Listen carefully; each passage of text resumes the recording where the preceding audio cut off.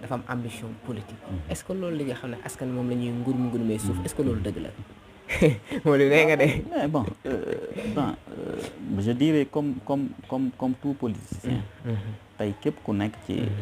langue politique bi am nga ay ambition politique que ce soit muy des ambitions cachées que ce soit muy des ambitions dévoilées ñun ñëpp am nañu ay ambition politique ñenn ñi duñu fësal seen i ambition ñenn ñi dañuy fësal seen i ambition man je suis dans un parti Pastef laa bokk Pastef laa bokk yàgg naa fa yàgguma fa c'est pas trop important mais je suis dans Pastef comprends donc nag comme tout membre de Pastef on a tous des ambitions donc man aussi j'ai des ambitions politiques donc nag ñu ngi noonu ñu dégg ci population bi ñuy wax ne Momadou élection yi li nga xam ne mooy élection municipale yi yow 2027 da nga pare pour doon candidat non mais xam nga élection municipale ce sont des élections yoo xam ne ñëwagul ce sont des élections yoo xam ne ñëwagul il y a un maire qui est sur place muy le maire Abdou Aziz Diané ñun que mu bokk Pastef ñàkk bokk Pastef suñu devoir mooy pour la commune de Jaxaay ñun lu ñu mën mooy lépp lu mu bëgg ñu ànd ceeg moom jàppale ko élection locale des na li des bëri na bëriwul non mais c'est pas le moment c'est-à-dire c'est pas le moment parce que Jaxaay am na d'autres priorités Jaxaay am na d'autres priorités donc nawet bi mi ngi ñëw xamuñu nu muy mel Jaxaay day inondé donc ce sont des urgences yoo xam ne mi ngi fi donc je pense que si urgence yooyu noonu commune u Jaxaay la population de la commune de Jaxaay souffre tey boo xoolee rien que pour tabaski bi ñu passé les secours yi nga xam ne indigents yi dañ ko waroon jotuñu ko donc ce sont des ay problèmes yoo xam dafa nekk dans la commune de Jaxaay c'est pas le moment ñuy xëccoonte kii dem fii tey nous devons unir nos forces jàppale le maire actuel qui est là bu ñu demee nag ba toll ci période boo xam ne dañu war a joŋante ku nekk am nga droit samp sa nënd boo jàppee que ne man am naa une base politique mooy li nga xam ne moom préalable la parce que tey parfois je vois des politiciens qui nous fatiguent ñoo xam ne kenn xamul fi ñu dëkk ñoo xam ne mënuñu rassembler 2 personnes ñoo xam ne jànguñu ils veulent nous emmerder loolu mënul c'est-à-dire mënul wéy tey y a quelque chose qui est là y a un maire qui est là bokk na Pastef bokkul Pastef bokkoon na APR bokkul APR tey Jaxaay moo soxla donc ñun ñëpp on doit être derrière ce maire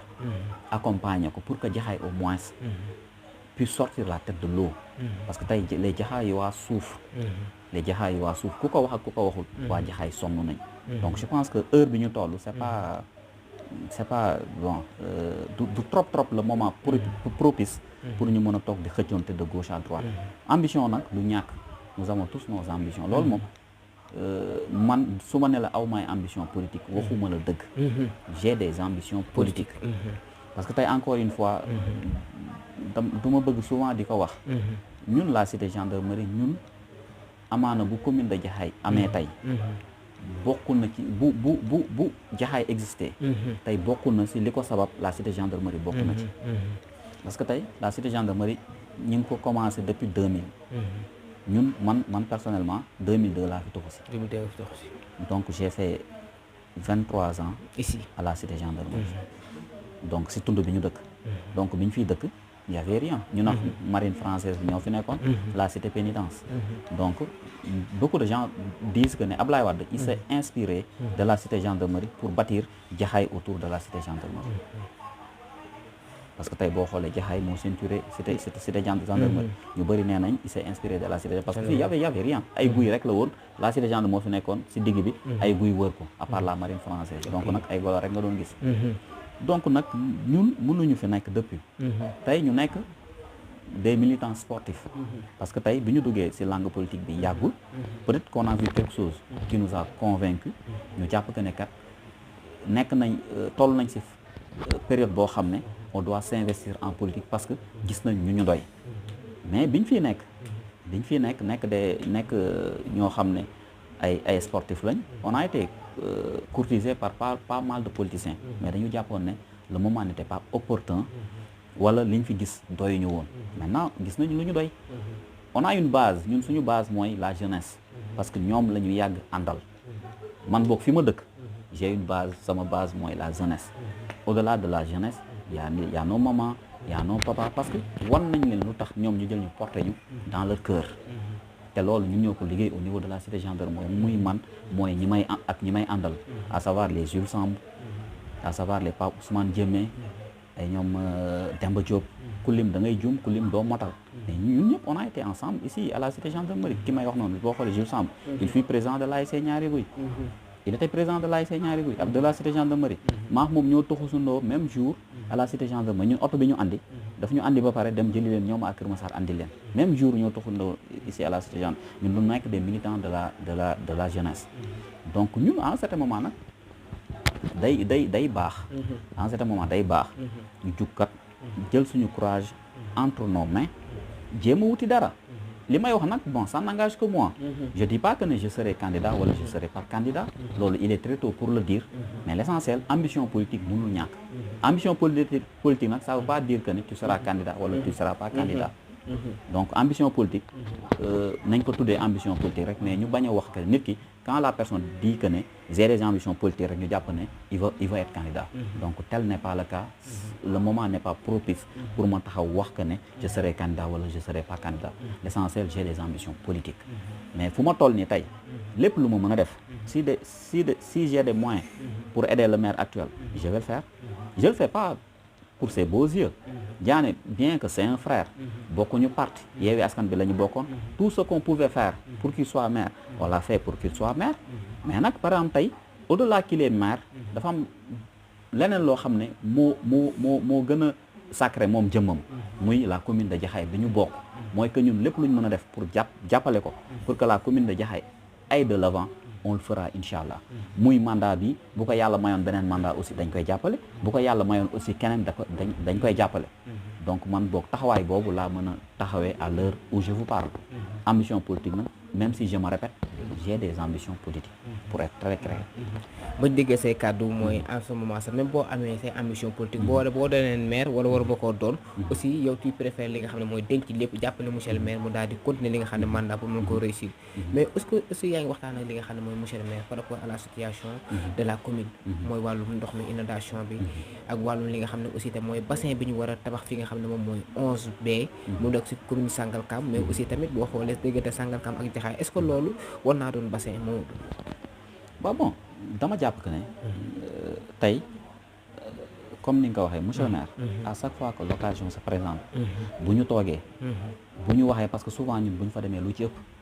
bu ñu fa demee man maire su ma fa demee lu ci ëpp seeti ko c'est parce que la zone moo ma yëkkati parce que amuñu habitude wax ci politique parce que bokkuñu fi ñu bokk il a sa propre vision j'ai ma propre vision donc suñu vision dafa waroo mais l'essentiel li ñu bokk mooy li nga xam ne maanaam moom mënu ma dem bàyyi ko mënul dem bàyyi ma muy la commune de Jaxaay à chaque fois que le besoin se fait sentir bu ñu toogee dañuy wax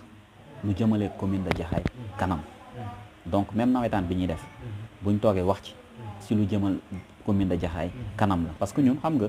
tey mënuñu toog à l'heure où je vous parle souvent waxoon naa ko ci sama njëlbeen subvention yi génnul ba léegi mais ñun bu ñu toogee duñ ko xarab duñ ko kii dañuy def ñun xool yan moyen lañ mën def pour que subvention yi nga xam ne tey population le monde sportif dañ ko soxla à savoir les ASC lu ñu mën a def pour jàppale ko loolu am dañ koy def bu ñu yàlla mayoon ay moyens aussi ñu mën ko dépanner mu joxe subvention aussi dañ koy def parce que loolu lañ ko mën a jàppale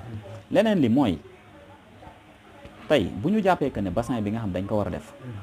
day soulager tey la population de Jaxaay mais pourquoi pas duñ ko def pour un intérêt commun parce que xam nga tey ñi ngi wax parfois que ne dañuy jël certains terrains def ko bassin tey est-ce que nit ki sa kër bu feesee di nga tali sol équipement bay fubali déedéet donc tey même le terrain de la cité gendarmerie tey bu nekkoon cité gendarmerie day taa ba ñu jàpp que ne terrain boobu kat moom la ñu war a mën a def bassin pour que nit ñi am jàmm nañ ko def bassin pour que nit ñi am jàmm donc je pense que ne fi ñu war a def ni bassin bu nekkee les études qu'il faut les ingénieurs yi nga xam ne ñoo fi nekk def nañ études yi ba xam ne kat point la boo xam ne bu ñu ko defee bassin dina soulager par exemple une partie de la population de Jaxaay wala dina soulager toute la population de Jaxaay nañ ko def bassin man je trouve pas de problème su doonee tam feneen foo xam ne dañ fa war a def bassin et que dina soulager la population de Jaxaay nañ ko def bassin l'essentiel mooy que même buñ ko parce que bassin bi fi ñu ko bëgg a def pratiquement ci biir dëkk bi la boo xoolee c'est à l'entrée de Jaxaay ba pare ay kër a ko sekk donc la sécurité qu'il faut aussi nañ ko fa def pour que xale yi même buñ fa jegee du ñu am ay kii et consort affaire donc toute la sécurité qu'il faut autour du site nañ ko def mais man je trouve pas que ne lieu la boo xam ne waruñu ko mën def bassin buñ ko mënee def bassin te muy soulager moom nañ ko def bassin mu bokk dans la commune de Jaxaay wala mu bokk dans la commune de Sangalkam l'essentiel ñun la gën a jege ñun la gën a jege commune de Sangalkam la bokk mais bu ñu ko defee mu soulager nañ ko def aw ma ci benn problème wax dëgg neex yàlla. waaw justement si politique laay la lancé waat mooy li nga xam ne moom mooy Pastef nga nekk un Pastefien nekk tamit ku gëm projet bi aussi tamit parce que biir Pastef bi nga xam ne moom mooy commune de Jaxaay am coordonnateur tey bu élection yi nekkoon suba li nga xam ne tey boobu mooy premier ministre daal day tabb ne Modou laa tabb li nga xam ne mu nekk candidat bi nga xam ne Pastef au niveau de la commune de Jaxaay est-ce que yaakaartu amul benn tiraillement wala benn dispersion biir Pastef bi nga xam ne mooy Pastef commune Jaxaay Parcelles. Non, j'ai pas trop bien saisi. Par exemple tey bu élection bi nekkoon suba le premier ministre Ousmane Sonko te du moom mooy li nga xam ne moom mooy chef de parti Pastef bi daal di lay tabb ne Modou moo doon suñu candidat fi nga xam ne mooy commune de Jaxaay est-ce que tey du indi benn dispersion biir Pastef bi nga xam ne moo nekk commune de Jaxaay Parcelles. waaw bon mënuma wax ci loo xam ne ñëwul encore une fois mënuma wax ci loo xam ne ñëwul mais je pense pas que tey du moment où Pastef bi ñuy dem yeewi askan bi ñu dem yeewi askan bi au sein de Pastef on avait un candidat à savoir mon frère Mamadou Ndiaye pourtant bi ñu demee il n'a pas été choisi c'est Diané qui a été choisi au détriment de Mamadou Ndiaye ñun waa Pastef ñu nangu ko ànd doon benn jàppale Diané donc pourquoi pas tey bu ñu demoon que ce soit Modou la ñu tànn wala keneen lañ tànn pourquoi pas les autres duñ ko jàppale loolu laa jàpp Pastef la c'est un grand parti et que yàgg nañu surmonter des obstacles yoo xam ne tey waroon na mën a diviser mais les gens ont surmonté ça ba diviser wul donc jàpp naa ne heure bu jotee tey au sein de Pastef doo bañal kenn dara tout le monde même ku dugg Pastef démb sax bu ko neexee bu jàppee que ni il a les capacités il a les moyens pour porter par exemple la commune de Jaxaay bëgg na nekk candidat il peut venir samp na nam ne bëgg naa nekk candidat maintenant nag dañoo am ay kilifa et que doyloo nañu suñuy kilifa ñoom lu ñu jàpp que ne loolu moo gën pour ñun dañuy jàpp que ne loolu moo gën mais encore une fois egguñu ci loolu dama jàpp que ne commune bi nga xam ne ñun ñëpp dañu bëgg defar ko actuellement fi ñu toll du sànni woon taxeer du tiraillement du bataille de positionnement mais jàppale ki fi nekk moom si loolu la ñu nekk actuellement man boog ci loolu lay dox jàppale ki fi nekk du yàqulu ma ci dara nag comme ni ma ko waxee sànq samay ambition yàqul ci dara si samay activité politique parce que tey xam nga tey nekk parti au pouvoir neex na neexul tey li ñu mën a jàppalee ñun parti au pouvoir mooy ñun dëgëral suñuy base tey si certaines personnes ne comprennent pas lu tax par exemple tey Modou Ly jug gën a fës parce que dama jàpp que ne y avait un moment boo xam ne peut-être fës bi c'était pas aussi simple que ça mais tey dañu jàpp que ne c'est le moment pour nous ñu dugg gën a fës tey tey boo xoolee le référentiel 2050 on a un référentiel 2050 nous sommes en 2025 donc 2050 c'est dans 25 ans ñu jàpp que ne pour transformation boobu mot ce sera sur 25 ans est-ce que ñun à la base bu ñu liggéeyul 25 ans yooyu dinañ fa egg duñ fa egg Ousmane Sonko le premier ministre Ousmane Sonko tal na leneen moom Sénégal la ko yitteel defar Sénégal moo ko yitteel comme ñun ni mu yittelee mais peut-être jot bi ñu am moom amu ko parce que portefeuille bi muy gérer tey par rapport ak ñun li ñuy gérer y a une très grande différence moo tax ñun ñi nga xam ne ñoo nekk à la base ñun ñoo war a liggéey ñun ñoo war a liggéey lu ci ëpp pour le parti que ñu fal ñu ñàkkuñu fal dañu gëm ne on a un projet dañu gëm ne projet bi lan la mooy tey Sénégal nekk Sénégal bu naat nekk Sénégal bu jàmmaam nekk Sénégal bu prospère donc loolu bu ñu ko bëggee mooy que ñun dañu war a liggéey li ñu war a liggéey mooy asseoir nos bases du moment où par exemple nekkuñu fenn ñi ngi fii ñi ngi liggéey suñu liggéey le temps nous permet nekk sur le terrain donc dañuy jéem a convaincre nit ñi waxtaan ak ñoom yokk par exemple tey nous avons des sympathisants xëcc leen ci parti les gens qui sont réticents ñu xëcc leen ci parti donc ci liggéey boobu man laa nekk ci liggéey boobu laa nekk et que ma bëgg lancer aussi un message tey dañ naan ASC c'est une association à but non lucratif ñu ne la aussi c'est une association boo xam ne du politique comme la zone 7 de politique bëgguma nit ñi di def corrélation entre suñu mbubu politique ak suñu mbubu zone tey zone bi nga xam ne ñun ñoo ko jiite dara lu jëm ci politique duñ ko dugal au niveau de la zone quand les gens sentent que ne Modou Ly bi nga xam ne moom la ñu dénk la zone mi ngi commencé jadd wala mi ngi jaxase la zone et la politique parce que fi mu bokk que les gens m'appellent à l'ordre dañu ne ma kat Modou Ly li ñu la dénk c'est pas de la politique sport la culture la investissement humain la et cetera même si nous pouvons pas nous dissocier des politiques parce que tey li ñu wax sànq bu ñu bëggee tey am un terrain bu ñu bëggee am stade digne de ce nom au niveau du département Kër Massar mënuñu def lu dul s'approcher des politiques tey bu ñu bëggee par exemple am stade au niveau de la commune de Jaxaay mënuñu def lu dul s'approcher des politiques donc mënul ñàkk parfois mais bu nit ñi jàpp rek que ne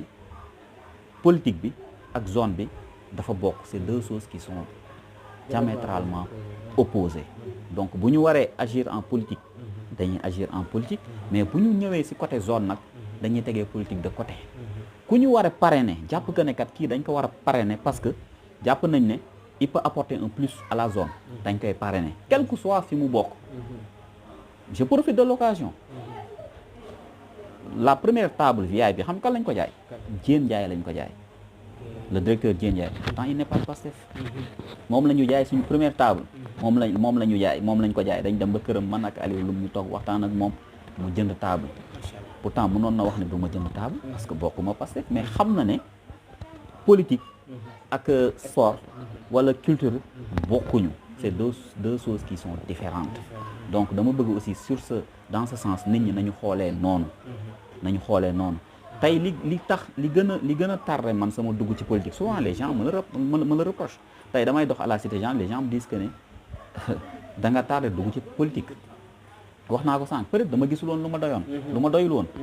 Diène Ndiaye je viens de citer son nom mais Diène Ndiaye mos nañu seet si boobu c'était bi Mor Sarr ba di jël mairie bi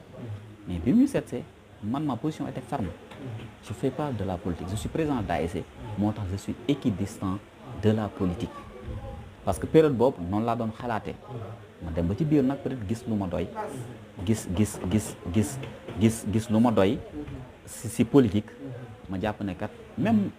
si je suis dans le monde sportif parce que man je suis diplômé en management du sport donc loolu laa jàng li ma jàng lu ci ëpp sport laa gën a maîtriser parce que management du sport laa def un diplôme organisé par la FIFA le CIS et l'université Cheikh Anta Diop je suis diplômé donc loolu laa gën a xam donc looloo tax souvent ma doon am réticence dugg ci politique et consort mais quand bi ma demee peut-être conscience bi gën a kii ma gis lu ma doy gis le président Ousmane Sonko gis Pastef c'est là ne kat même si je continue à être dans le mouvement navétane je vais faire de la politique looloo taxoon bi may bàyyi présidence su ASC bi fekk boobu j'avais des ambitions ma ne kat léegi jot na ma dugg ci politique bàyyi je prends du recul pour l'ASC bàyyi parce que bëgguma nit ñi di ma cataloguer comme quoi que ne da ngay politiquer ASC bi donc loolu bokkoon na li taxoon ma bàyyi la présidence de l'ASC donc nag bi ma demee nag peut-être certaines personnes ont compris que ne politique bi ñuy def ak sport bi ñuy def bokkul dara moo tax ma décidé revenir nekk président ASC donc bi ma nekk président ASC nag ñu jël ma porté ma nag à la tête de la zone 7 donc ñu porté ma à la tête de la zone 7 c'est deux postes yoo xam ne mënul ànd tu peux pas être président de l'ASC et être président de la zone parce que conflit d'intérêt day am ma jël par exemple tey président de zone bi ñu ma dénk ma ne kat nañu xool koo xam ne mën na suppléer à ce poste muy suppléer donc pratiquement loolu daal la ñu nekkee mi ngi noonu waaw kàddu yi daal nay leer aussi tamit nee na bu leen mélange li nga xam ne moom mooy situation sportive bi ak politique moo tax deful dara kon damay ñëw fi nga xam ne moom la ñuy tëjee li nga xam ne tey moom mooy émission Modou c'est-à-dire lan ngay dénk li nga xam ne mooy askanu Jaxaay ak surtout yow tamit nee na